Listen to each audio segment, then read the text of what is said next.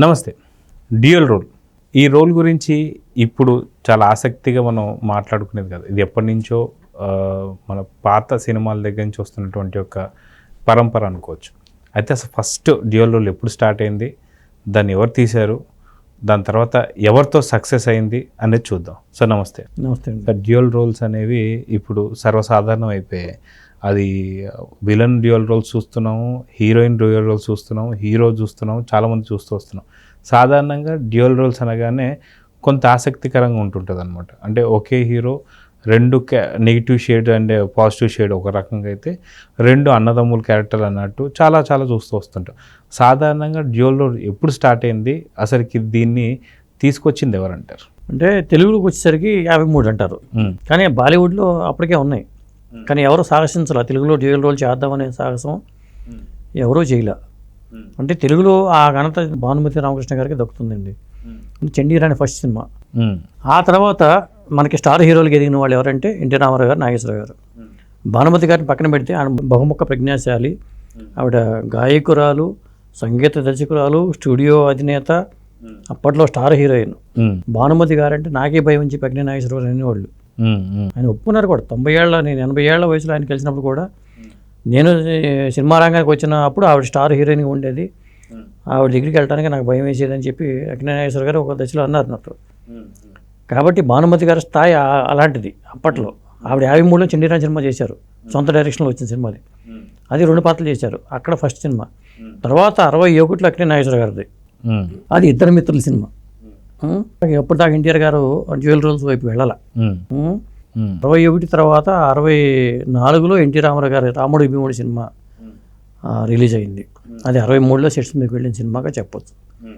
అంటే రాముడు భీముడు కూడా దాని వెనకాల చాలా కథ ఉందండి. నేను రామానాయుడు గారిని కలిసినప్పుడు ప్రేమనగర్ సంబంధించిన ఒక ఆర్టికల్ రాయడానికి రామానాయుడు గారిని కలిశాను రామానాయుడు స్టూడియోలో. అప్పుడు ఆయన అన్నారు, రాముడు భీముడు విత్ అయితే ప్రేమనగర్ చెట్టు, నన్ను నిర్మాతగా నిలబెట్టినాయి అంటే ఈ 2 సినిమాలే సినిమా ఫీల్డ్లో అని నాయుడు గారు అనేవాళ్ళు. ఆ 2 సినిమాల్లో రాముడు భీముడు ఒకటి. అందులో మీకు ప్రత్యేకంగా కనిపించేది ఏంటంటే, ఎన్టీ రామారావు డూప్ వేసింది ఎవరు అనుకుంటున్నారు మీరు చెప్పండి? సత్యనారాయణ గారు, కైకాల సత్యనారాయణ గారు. కొన్ని లాంగ్ షాట్స్లో కైకాల సత్యనారాయణ గారు కనిపిస్తూ ఉంటారు. ఆ లాస్ట్లో ఫైట్స్ సన్నివేశాలు కానీ అవి చూస్తుంటే కనిపిస్తూ ఉంటారు. అప్పట్లో వెనక నుంచి చూపించేవాళ్ళు, వెనక నుంచి చూపించినప్పుడు కూడా కైకాల సత్యనారాయణ గారు కనిపించేవాళ్ళు. ఎందుకంటే ఆయన బాడీకి, ఎన్టీ రామారావు గారి బాడీకి ఒకే రకమైన బాడీ కాబట్టి కైకాల సత్యనారాయణ గారిని పాపం ఆయన ఒప్పుకునేవాడు ఎన్టీఆర్ గారు డూప్ చేయడానికి. ఆ రాముడు భీముడు కథకు వచ్చారు డివి నరసరాజు గారి కథ. అప్పటికైనా శ్రీకృష్ణుడి పాత్రలు చేసుకుంటూ ఉన్న టైంలో ఆయన రామానాయుడు గారు ఒక మంచి కథ ఉందండి చేయమంటే, ఆయన నేను రాముడి పాత్ర రావణాసుడి పాత్ర చేస్తున్నాను కాబట్టి నేను ఇప్పుడు చేయను అన్నమాట. ఒకసారి కథ వినండి అంటే అప్పుడు వినటం, నరసరాజు గారి కథ చెప్పడం నచ్చింది. అది రాముడి భీముడి కథ కూడా నరసరాజు గారికి కొంత ప్రేరణ కూడా ఉంది. ఎందుకంటే అప్పటికే కొన్ని ఈ తరహా సబ్జెక్టుల మీద కొన్ని సినిమాలు వచ్చినాయి. బహుశా హిందీలో కూడా ఆ టైప్ సినిమాలు ఉన్నాయి. ఎందుకంటే అప్పుడు ఏంటంటే ఇన్స్పిరేషన్తో కొంత చేసేవాళ్ళు. అలా రాముడు భీముడు సెట్స్ మీదకి వెళ్ళింది. ఇద్దరు మిత్రులు కూడా ఆదిత్య సుబ్బారావు గారి డైరెక్షన్లో వచ్చిన మంచి హిట్ సినిమా అది. అది హిట్ అయింది. చండీరాణి కూడా హిట్ అయింది. ఇక్కడ వచ్చి రాముడు భీముడు హిట్ అయింది. ఇలా మొత్తానికి ద్విపాత్రాభినయ సినిమాల విషయానికి వచ్చి అలా ఉండేదండి. సో డ్యూయల్ రోల్కి వచ్చేసరికి ఈ రోజుల్లో చాలా సర్వసాధారణంగా అయిపోయింది. కానీ స్టార్టింగ్ కెరియర్లో ఇప్పుడు చూసుకుంటే మనకి హై ఎండ్ టెక్నాలజీ కావచ్చు, విఎఫ్ఎక్స్ కావచ్చు, సీజీ కావచ్చు, ఇవన్నీ ఉన్నాయి కాబట్టి ఇప్పుడు చాలా సులభంగా మనం చూసుకోవచ్చు. కానీ ఆ రోజుల్లో అంతటి మంచి రాముడు భీముడు అనేది ఒక మంచి కమర్షియల్ హిట్ కూడా మనం చూసుకోవచ్చు. సో ఇలాంటి హిట్ కొట్టినటువంటి సినిమాలు అప్పుడున్నటువంటి టెక్నాలజీతో ఎలా తీయగలిగారు అనుకోవచ్చు. నిజంగా అప్పుడు అద్భుతంగా చేసేవాళ్ళు అండి. అది కెమెరా ట్రిక్ మీద ఆధారపడేవాళ్ళు. ఇప్పటిలాగా గ్రాఫిక్ వర్క్స్ అట్లా కాకుండా కెమెరా మీదే ఒక పక్కన బ్లాక్ పేపర్ పెట్టుకుని చేసి ఆ తర్వాత ఇది చేసి దాన్ని మిక్స్ చేసేవాళ్ళట. ఒక్కొక్కసారి ఇద్దరు కలిసి ఉండే కనిపిస్తారా అని చూసుకునేవాళ్ళం. అప్పుడు ఏంటంటే డ్యూయల్ రోల్స్లో స్టార్టింగ్కి వచ్చేసరికి ఒకటి వెనక నుంచి చూపించేవాళ్ళు, ఒకటి కనిపిస్తూ ఉండేవాళ్ళు, ఇక్కడ ఎవరినైనా పెట్టుకునేవాళ్ళు, అలా చేసేవాళ్ళు. ఇద్దరు ఉండే సన్నివేశాలు చాలా తక్కువ ఉంటాయి. ఒకేసారి కనిపించే సన్నివేశాలు కానీ, ఆ షేక్ హ్యాండ్ ఇచ్చుకోవడం కానీ, ఇవన్నీ ఇబ్బందికరంగా అనిపించేది అప్పట్లో. ఆ తర్వాత సినిమాల్లో ఎన్టీ రామారావు గారు దానవీర సూరకర్ణ చేసినా ఎన్ని పాత్రలు ఏం చేయగలిగేలాగా కెమెరా పనితనం మీదే ఉండేదండి. ఇప్పుడు విఎఫ్ఎక్స్ వచ్చి గ్రాఫిక్ వర్క్ వచ్చిన తర్వాత చాలా ఈజీ అయిపోయింది. కానీ ఒక విధంగా చెప్పాలంటే కెమెరా పనితనమే గొప్పతనం అప్పుడు. ఎందుకంటే మీకు చాలా సినిమాలు కూడా డ్యూయల్ రోల్స్ హిట్ అయిన తర్వాత కృష్ణ గారు, సోనబాబు కూడా హిట్ సినిమాలు చేశారు. డ్యూయల్ రోల్స్ చేసిన వాళ్ళలో కృష్ణ, సోనబాబు ఎక్కువ వస్తారు. 3 పాత్రలు చేశారు. ఇలా చేసిన వాళ్ళు ఉండరు. మొత్తానికి చూసుకుంటే ఇప్పుడు సాధారణంగా కథ ఒకరిది ఉంటుంది, ప్లస్ డైరెక్షన్ ఒకరు చేస్తారు, కెమెరా ఇంకొకరు చేస్తుంటారు. కానీ మైండ్లో ఎవరైతే కథ రాసే వాళ్ళు ఎవరైతే ఉంటారో వాళ్ళు ఒక కథను అనుకొని సేమ్ అదే డైరెక్షన్ చేస్తూ దాన్ని బట్టి కెమెరామెన్ దాన్ని ఫాలో అవ్వాలి. కానీ ఇలా కథ ఒకరిది ఉండి డైరెక్షన్ ఒకరు చేస్తూ ప్లస్ కెమెరా ఇంకొకరు తీస్తున్నప్పుడు ఇలాంటి డ్యూయల్స్ రోల్లో చాలా రకాల ఛాలెంజెస్ వస్తూ ఉంటాయి. సో ఈ రోజుల్లో అంటే మనకు సీజీ కానీ ఈ విఎఫ్ఎక్స్ కానీ ఇవన్నీ మనం చూస్తున్నాం. కానీ ఆ రోజుల్లో ఇంతటి బ్రెయిన్ అంటే సాధారణంగా ఒక యజ్ఞంలాగా చేసేవారేమో అని అనిపిస్తుంది. నిజమేనంటారా? 100%. ఎందుకంటే అప్పట్లో బాలీవుడ్ మీద డిపెండ్ అయ్యేవాళ్ళు. బాలీవుడ్ నుంచి కానీ హాలీవుడ్ నుంచి కూడా తీసుకొచ్చి చేస్తూ ఉండేవాళ్ళు.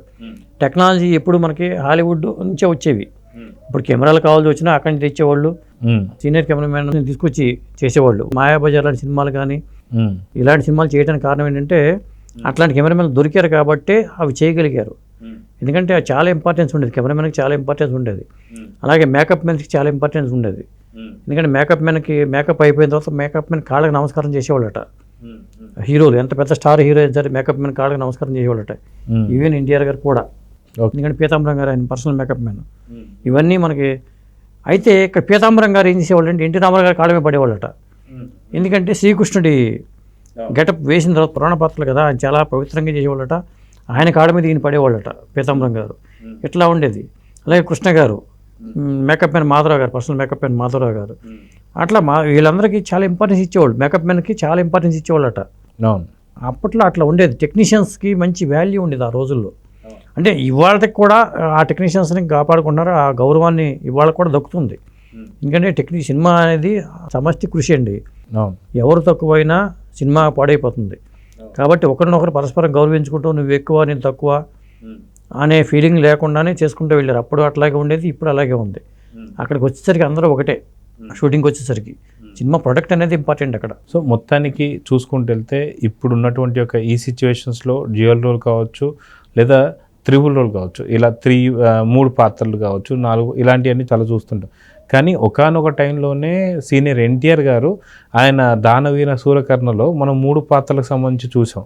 సో కొన్ని పాత్రలు 4 పాత్రలు వేసినటువంటి సందర్భాలు కూడా చూసాం. సో ఇలాంటి సాహసం అనేది ఇప్పుడు మళ్ళీ చేయలేకపోతున్నారు చాలామంది.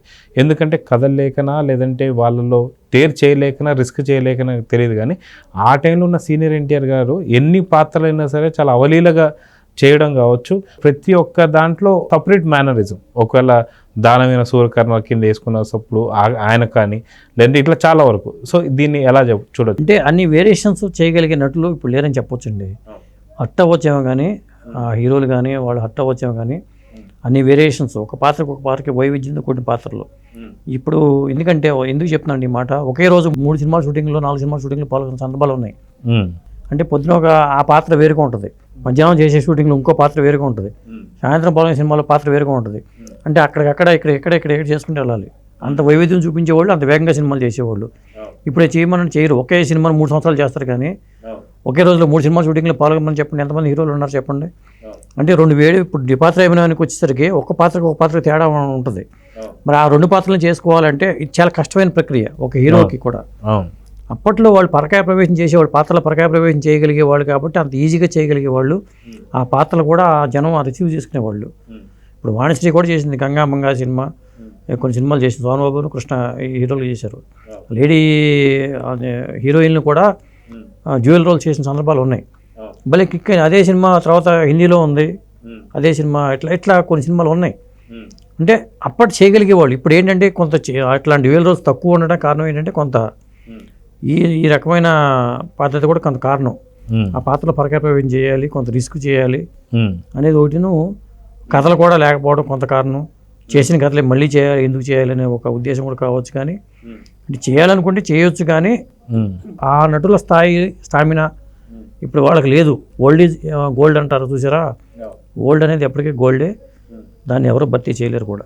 సో చూద్దాం సార్, మొత్తానికి అలాంటి పరంపర మళ్ళీ కొనసాగాలని, తెలుగు సినిమా ఇండస్ట్రీలో మళ్ళీ అలాంటి రోల్స్ కానీ అలాంటి పాత్రలు మళ్ళీ పడాలని చెప్పి కోరుకుందాం. సో ఇదండి మొత్తానికి అప్పట్లో ఉండే సీనియర్ ఎన్టీఆర్కి ఉండేటువంటి ఒక సత్తా అనేది ఇప్పుడు కుర్రోళ్ళలో మాత్రం మనకి ఎక్కడ కనిపిస్తలేదని అంటున్నాం.